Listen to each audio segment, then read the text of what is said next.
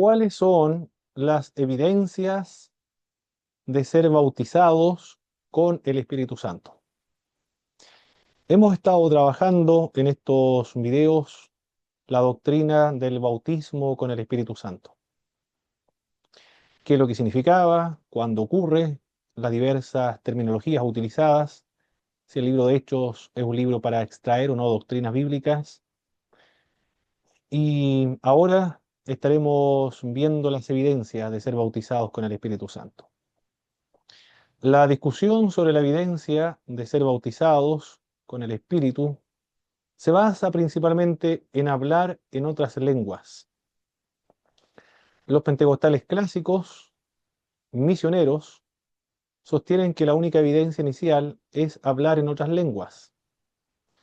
Por otro lado, los carismáticos, los neopentecostales y pentecostales en Chile argumentan que existe pluralidades de evidencias de ser bautizados con el Espíritu Santo. Cuando hablamos de carismático nos referimos a iglesias históricas, iglesias tradicionales como iglesias presbiterianas, anglicanas, luteranas, iglesias bautistas, por ejemplo, que han tenido experiencia con el Espíritu Santo, hablar en lengua, profecías, sanidades, entre otros, pero que tomaron la decisión de continuar en sus propias iglesias. Los neopentecostales es un movimiento que también proviene de las iglesias históricas, que tuvieron una experiencia con el Espíritu, pero que salieron de sus congregaciones y formaron ministerios independientes. En Chile, juntamente con los carismáticos y neopentecostales, señalan que existe pluralidades de evidencias de ser bautizados con el Espíritu Santo de Dios. Voy a presentar primero la, la evidencia inicial de ser bautizado con el Espíritu Santo según el punto de vista de las iglesias misioneras. Luego voy a presentar el punto de vista de las iglesias pentecostales en Chile. Antes de continuar con esta discusión acerca de las evidencias del bautismo con el Espíritu Santo, conviene definir lo que es las lenguas. El hablar en otras lenguas se conoce con el término técnico de glosolalia, que se deriva de las palabras griegas glosa, que significa lenguas, y lalco, que significa hablar. El vocablo general, griego lenguas, aparece en solo 3 libros del Nuevo Testamento. En el libro de los Hechos, en Primera de Corintios y en el Evangelio de Marcos, en el capítulo 16, verso 17. La glosolalia se aplica de 2 maneras diferentes. En un sentido extenso o en un sentido general. Puede referirse al uso de idiomas corrientes desconocidos para la persona al que hable. En un sentido estricto, se refiere a una lengua desconocida para los seres humanos, según lo que describe, o la definición que nos da Deiros. En este último sentido es como lo definen los especialistas. Pitches, por ejemplo, enuncia que es una expresión espontánea inspirada por el Espíritu Santo, en la que se utilizan los órganos normales del habla, pero la mente no participa en forma consciente de lo que se está pronunciando. Horton lo define las lenguas como la expresión sobrenatural mediante el Espíritu Santo en lenguas que jamás ha aprendido el que habla y que ni siquiera son comprendidas por su mente, porque está hablando misterios. Brand, por otra parte, agrega que puede tratarse de un idioma humano o un idioma angelical. Con respecto a un idioma humano, una multitud de testimonios podemos nosotros mencionar en una congregación cristiana. Alguien comienza a hablar en otras lenguas, nadie le entiende, pero sin embargo viene una persona que es de otra cultura, de otra nacionalidad, puede ser griego o también puede ser de la nacionalidad o la cultura gitana y entiende muy bien el romanés, porque Dios le está haciendo un llamado al arrepentimiento. Puede también ocurrir en otros casos en una predicación. Nunca ha hablado la persona que está hablando en lenguas, nunca ha aprendido el inglés, pero un estadounidense puede comprenderlo muy bien. Puede referirse a un idioma actual, un idioma vivo. También las lenguas puede referirse a un idioma que son usados por los especialistas, como por ejemplo el caso del latín. Un sacerdote católico romano le gustaba ir a las vigilias de las iglesias pentecostales y en un momento él señala que escuchó a alguien que estaba hablando en un perfecto latín. Luego le preguntó cuando finaliza la vigilia dónde aprendió el latín, porque lo hablaba mucho mejor que él. Y él, el hermano que estaba hablando en otras lenguas, en este caso era latín, le señaló que nunca había aprendido el latín. Puede ser un idioma entonces terrenal, un idioma humano, un idioma que son utilizados por los especialistas, idiomas muertos. También puede ser un idioma angelical, el idioma de los ángeles.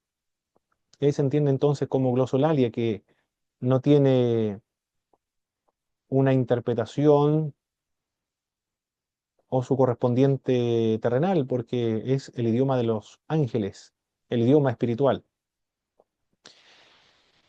En todos estos sentidos se puede utilizar el vocablo de las lenguas o la glosolalia. Terrenal, humano, antiguo, idiomas nuevos, actuales, idiomas desconocidos, idiomas angelicales. En algunos casos hay algunas personas que señalan que están hablando en el idioma castellano, pero las otras personas le están entendiendo en otro idioma, un lenguaje desconocido.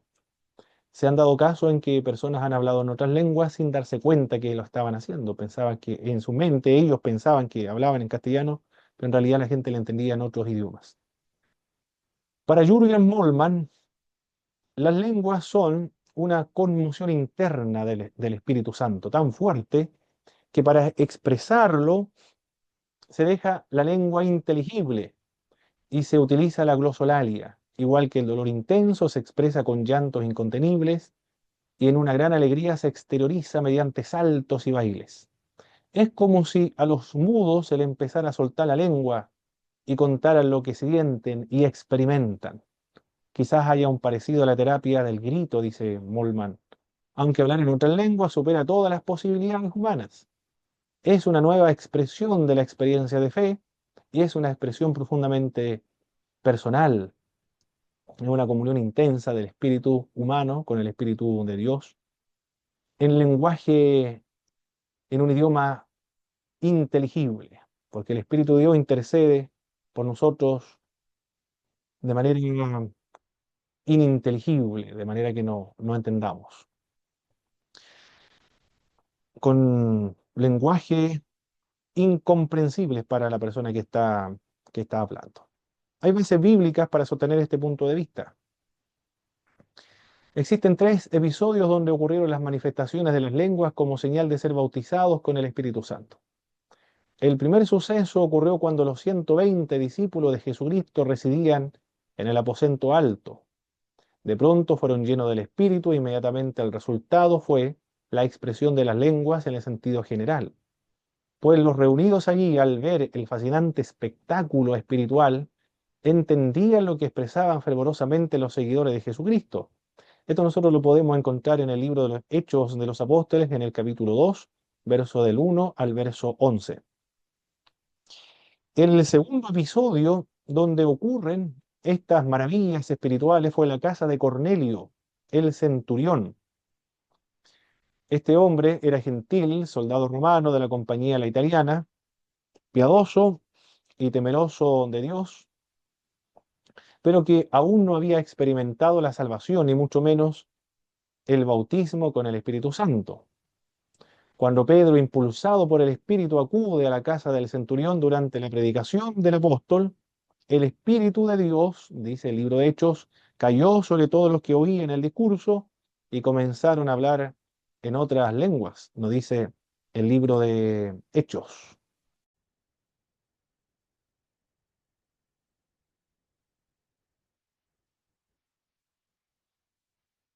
Fueron bautizados con el Espíritu Santo y comenzaron a hablar en otras lenguas. Esto se encuentra registrado en el libro de Hechos capítulo 10, verso 44, verso 46.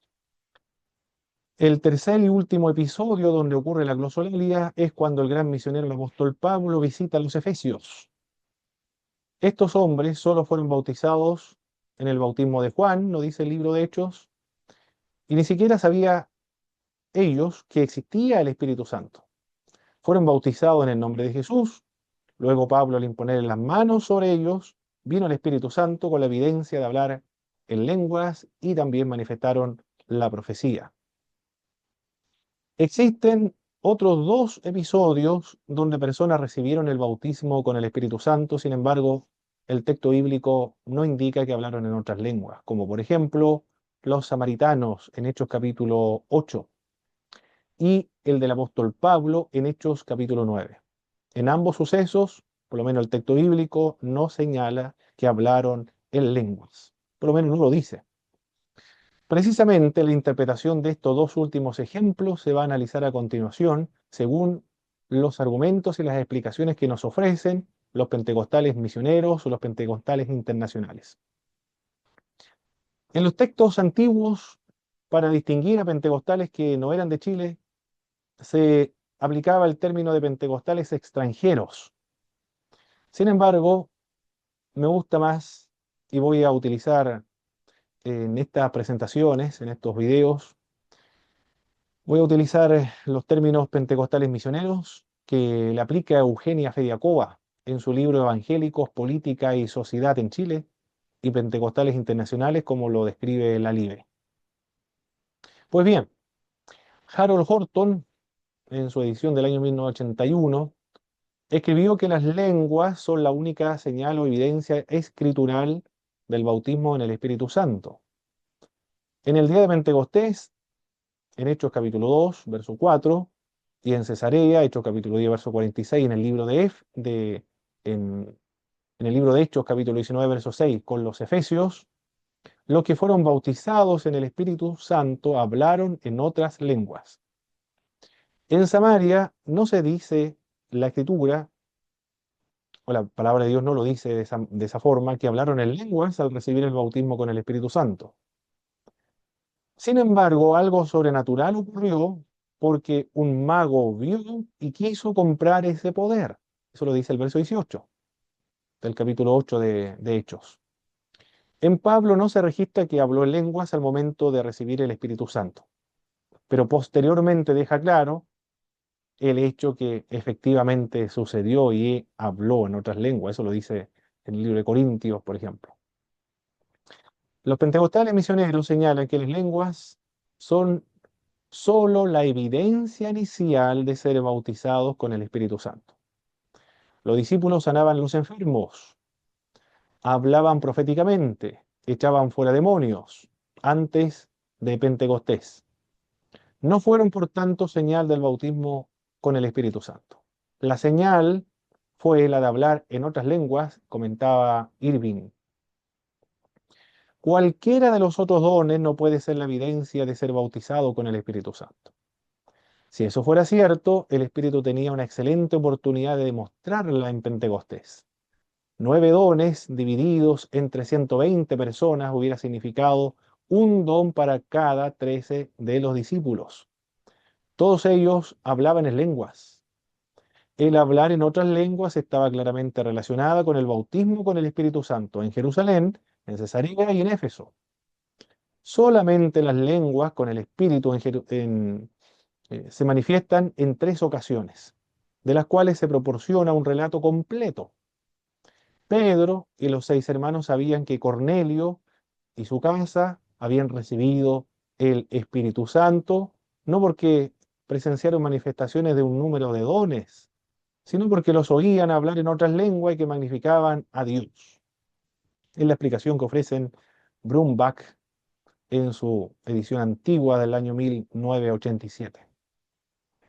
Para explicar la ausencia de las lenguas de los samaritanos, cuando fueron llenos del Espíritu, se presentan los siguientes argumentos. ¿Qué vio Simón? No vio las sanidades ni echar fuera demonios, puesto que Simón ya había observado estas experiencias espirituales antes, cuando Felipe estaba predicando en Samaria. Tampoco una demostración de repentina o de profundo gozo, ya que cuando Felipe se apreció aquello después que las personas fueron sanadas y liberadas de los demonios. Simón lo que vio fue la glosolalia. Este milagro era desconocido para él y llamaría su atención más que cualquier otro de los dones espirituales. Howard comenta que así que el análisis del contexto justifica la conclusión de que estos samaritanos recibieron el bautismo con el Espíritu Santo después de la conversión, probablemente con la señal de hablar en otras lenguas. Por tanto, Guy Duffield y Nathaniel Von Klipp concluyen que la manifestación del Espíritu en el día de Pentecostés fue el derramamiento original de poder sobre la iglesia. Fue el modelo de la experiencia.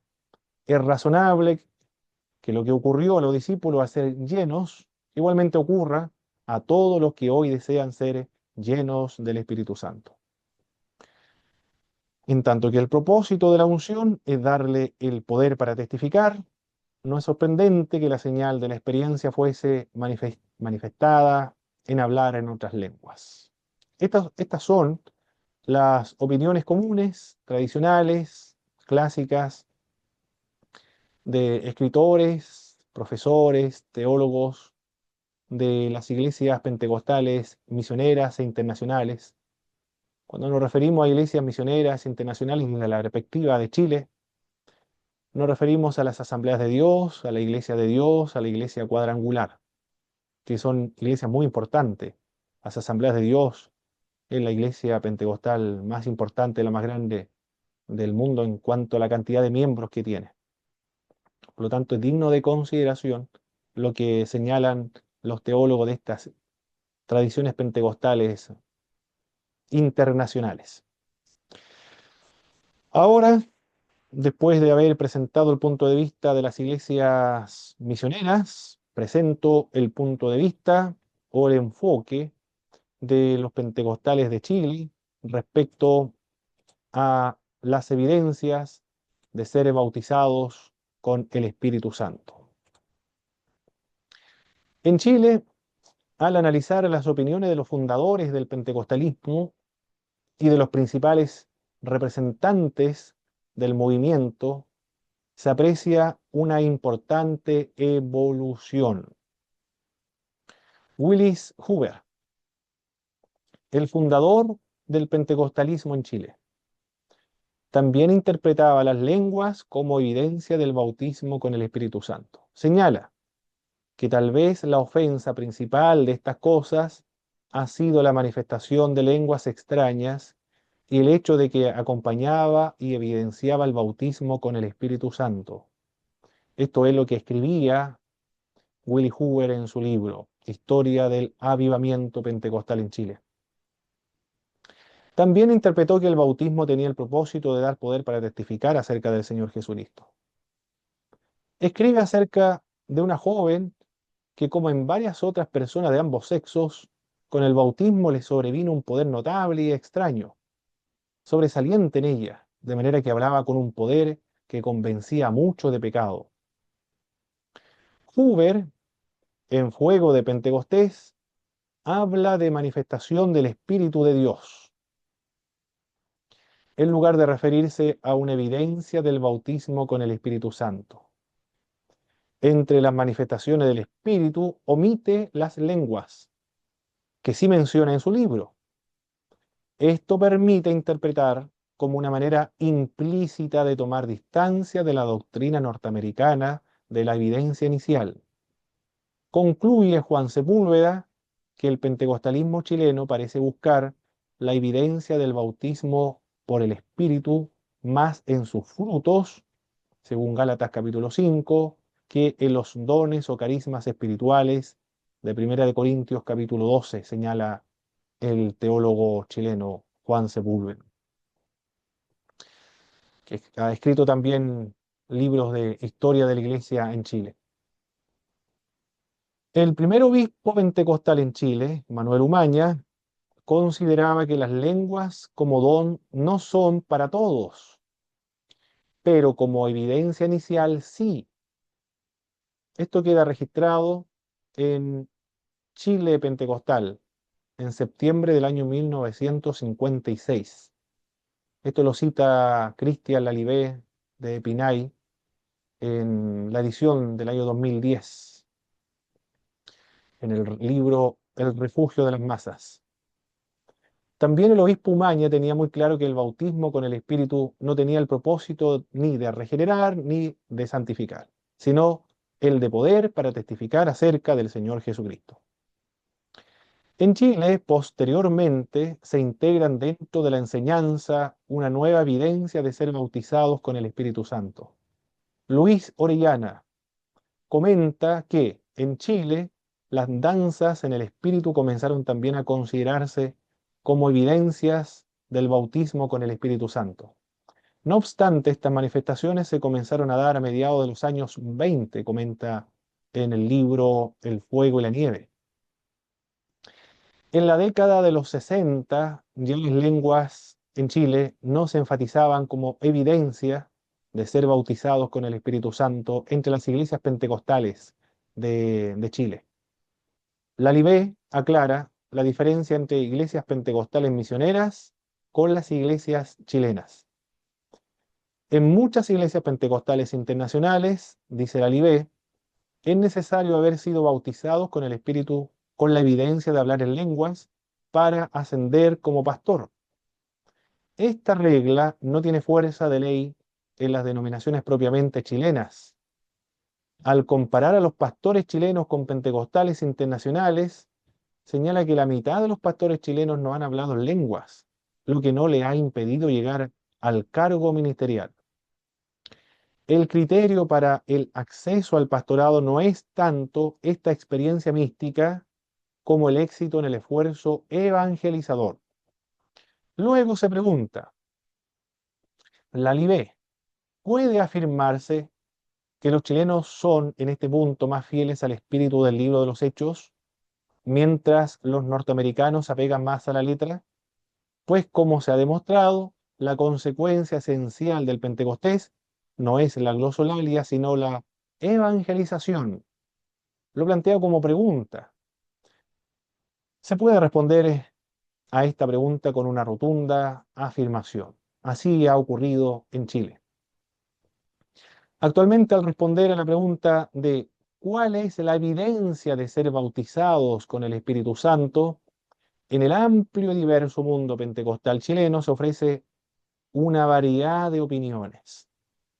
Entre ellas se encuentra el hablar en lenguas, profetizar, ver visiones, soñar sueños, según lo que nos menciona el libro de Joel, en el capítulo 2, versos 28 y 32, que efectivamente esto ocurrirá cuando Dios derrame sobre toda carne su espíritu.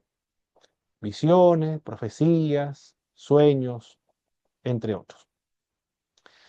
En este sentido, el pentecostalismo en Chile, al no enfatizar las lenguas como evidencia inicial, comparte la posición de los carismáticos y neopentecostales. Entre las evidencias también se aluden a las manifestaciones del fruto del Espíritu, el poder para testificar, el cambio de vida, e incluso algunos niegan que el bautismo sea posterior a la conversión dentro de los pentecostales en Chile. El pentecostalismo en Chile no es uniforme en doctrinas, y sobre el bautismo con el Espíritu Santo se puede ver una gran variedad de opiniones respecto a la definición de bautismo con el Espíritu Santo como la evidencia inicial de ser bautizados con el Espíritu. Por tanto, aunque el pentecostalismo chileno considera las lenguas como una entre tantas evidencias del bautismo con el Espíritu, cuyos inicios son contemporáneos al de Azusa, esta construcción distinta de identidad no debe interpretarse como una desviación de la identidad pentecostal clásica de los chilenos. Esto lo menciona Juan Sepúlveda. En línea con la tradición wesleyana, el pentecostalismo chileno renuncia a darle las manifestaciones espirituales a una a una de ellas, un carácter normativo como evidencia definitiva.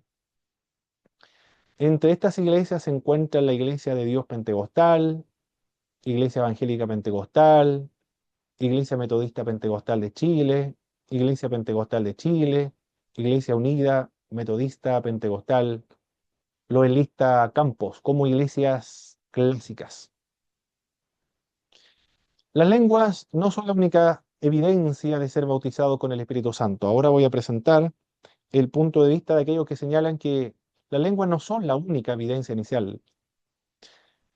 Si se sostiene que el bautismo con el Espíritu Santo no es solo un hecho posterior a Pentecostés, entonces se concluirá que antes de esta fiesta, tanto en el Antiguo como Nuevo Testamento, ocurrieron también bautismo con el Espíritu de Dios. En la Biblia se utilizan varias terminologías para referirse a esta experiencia. Se observará entonces lo que registra la Escritura sobre personas que recibieron el Espíritu, pero que no hablaron en lenguas. Con respecto al Antiguo Testamento, se encuentran incidentes donde creyentes que experimentaron el revestimiento de poder del Espíritu, no obstante, no hablaron jamás en lenguas. Por ejemplo, sobre Gedeón vino el Espíritu de Dios, pero no habló en lenguas.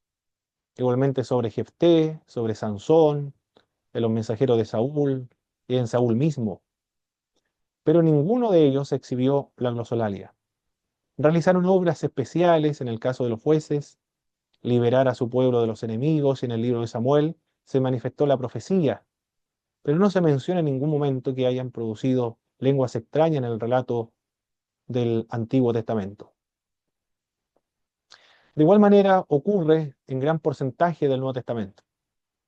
En el libro de Lucas se encuentran 4 eventos donde personas fueron llenas del Espíritu, sin embargo, no se manifestaron las lenguas. Podemos mencionar el caso de Juan el Bautista, fue lleno del Espíritu desde el vientre de su madre, pero nunca se menciona que alguna vez ostentó el don de las lenguas. Elizabeth fue llena del Espíritu, exclamó a gran voz y compuso un gran canto, pero no se dice que habló en ese momento en otros idiomas. Zacarías recibió la llenura del Espíritu sin expresar frases desconocidas para los presentes en aquella ocasión. Más bien pronunció una profecía. De la misma manera, Jesús fue lleno del Espíritu después del bautismo en el río Jordán, pero no relata el registro sagrado que manifestó el don de lenguas. El otro libro del Nuevo Testamento que sirve para dilucidar esta interrogante que se plantea al principio de este trabajo es Hechos de los Apóstoles. Esteban fue lleno del Espíritu Santo en el momento de su martirio. Sin embargo, no se indica que comenzó a hablar en otras lenguas. Cuando el Evangelio llegó a los samaritanos, estos se bautizaron en el nombre de Jesús. Luego le impusieron los discípulos las manos, recibieron el Espíritu de Dios, pero sin hablar en lenguas. El apóstol Pablo, en la conversión, se insinúa en la Sagrada Escritura que al ser lleno del Espíritu no habló en lenguas. Por lo menos en ese instante no habló. Es cierto que después dirá que él habla en lenguas más que cualquier otro. Eso lo dice en Corintios capítulo 14, verso 18. Pero en Hechos no se indica que fue la primera vez que habló en lenguas, cuando Ananías le impuso las manos para recibir la vista. Los discípulos de Hechos capítulo 4, verso 31, al terminar de orar, el lugar donde estaban congregados tembló, fueron todos llenos del Espíritu, recibieron valentía para predicar. Sin embargo, no aconteció la experiencia sobrenaturales de las lenguas en este caso. Esos son algunos textos bíblicos, bases bíblicas, para señalar que las lenguas no son la única evidencia inicial de ser llenos o bautizados con el Espíritu. Ahora voy a presentar los argumentos de los críticos de las lenguas como señal de ser bautizado con el Espíritu Santo. Concluyen los críticos, por los párrafos anteriores mencionados, que ser bautizado con el Espíritu no resulta siempre en hablar en otras lenguas. El Nuevo Testamento registra múltiples casos donde no se manifestó este don al ser lleno del Espíritu. En el episodio con Jesús, capítulo 4, verso 1, el resultado fue fortaleza para vencer las tentaciones. Elizabeth, por su parte, habló palabras de bendición para María. Cuando Zacarías fue lleno del Espíritu de Dios, profetizó. Otro resultado de ser lleno del Espíritu fueron el predicar con poder el Evangelio y una visión del cielo. Juan Rice señalaba que la otra razón para creer que el hablar en lenguas no es la evidencia de ser bautizado con el Espíritu es la promesa de Jesús en Hechos capítulo 1, verso 8. En el texto la evidencia era el poder mismo para testificar del Señor Jesucristo. No es el estruendo de un viento grande, recio, pues eso no era lo que se les dijo que esperasen. Tampoco son las lenguas repartidas como de fuego que se posaron sobre los discípulos en Pentecostés. No eran las lenguas de otros que necesitaba oír el Evangelio, aunque ese fue un maravilloso milagro. Cuando los discípulos recibieron el poder del Espíritu Santo, sabían que el Espíritu descendió sobre ellos y gracias a esta vital experiencia, 3.000 personas se volvieron a Dios bajo el incontrastable poder de la predicación y el testimonio de estos discípulos de Jesucristo. Por tanto, el mismo poder para ganar almas constituye, dice Rice, la evidencia. Bueno, para él, para Rice, el poder para testificar, la evidencia. Pero como estuvimos viendo anteriormente, los movimientos neopentecostales, carismáticos y pentecostales de Chile, el poder para testificar, las lenguas, las profecías, los sueños, las sanidades, son las evidencias. Luego Rice comenta o concluía que afirmo, decía él, que la Biblia en ninguna parte dice que hablar en lengua es la evidencia bíblica o aún la evidencia inicial de la plenitud del Espíritu. Es una doctrina fundada en la inferencia solamente o en el razonamiento humano, no una declaración de la palabra de Dios. En la historia de la Iglesia se ve claramente que las lenguas identificadas con el bautismo, con el Espíritu Santo, son fenómenos que después de Pentecostés se volvieron a iniciar en la última década del siglo XIX y comienzo del siglo XX. Dice Ondina González en su libro Historia del Cristianismo en América Latina, sobrina de Justo González. Ningún reformador ni en los avivamientos evangélicos se habló lenguas. Lutero, Calvino, Zwinglio, Knox, Tyndale, Juan Hus, Wesley, Spurgeon, Moody, Finney, Juan Canut de Bonn, David Trumbull, no hablaron en lenguas, pero no se puede afirmar, sin temor a equivocarnos, que no eran bautizados con el Espíritu Santo. En el sentido como lo entendemos o como lo entienden la gran cantidad de pentecostales en el mundo, sino de dónde sacaron aquellas fuerzas sobrehumanas, sobrenaturales, para predicar con tanta valentía y eficacia el Evangelio en medios hostiles, si fue precisamente eso lo que prometió Cristo a sus discípulos. Recibiréis poder cuando haya venido sobre vosotros el Espíritu Santo, y me seréis testigos en Jerusalén, en toda Judea, en Samaria y hasta lo último de la tierra. Los evangelistas bautistas reconocidos a nivel mundial, como Billy Graham, por ejemplo, Luis Palau, no experimentaron el bautismo con el Espíritu Santo como lo entienden los pentecostalismos, como una segunda hora de gracia, aunque jamás hablaron en lenguas. Por último, resalta Daniel Castelo que el énfasis de las lenguas como la evidencia física inicial del bautismo con el Espíritu Santo es difícil de sostener más allá de los dominios teóricos o ideológicos, ya que la realidad sobre el terreno, a través de una investigación documentada, es que la mayoría de los pentecostales autoidentificados reconocen que no hablan en lenguas. He presentado entonces la definición de lo que son las lenguas, los argumentos de los pentecostales misioneros, los críticos de la lengua, la base bíblica, y ahora voy a ofrecer evaluación de los argumentos acerca de cuáles son las evidencias del bautismo con el Espíritu Santo de Dios. Esta parte es muy importante de, de considerar porque estamos frente a las Sagradas Escrituras. Estas doctrinas se extraen del documento escrito que Dios nos dejó.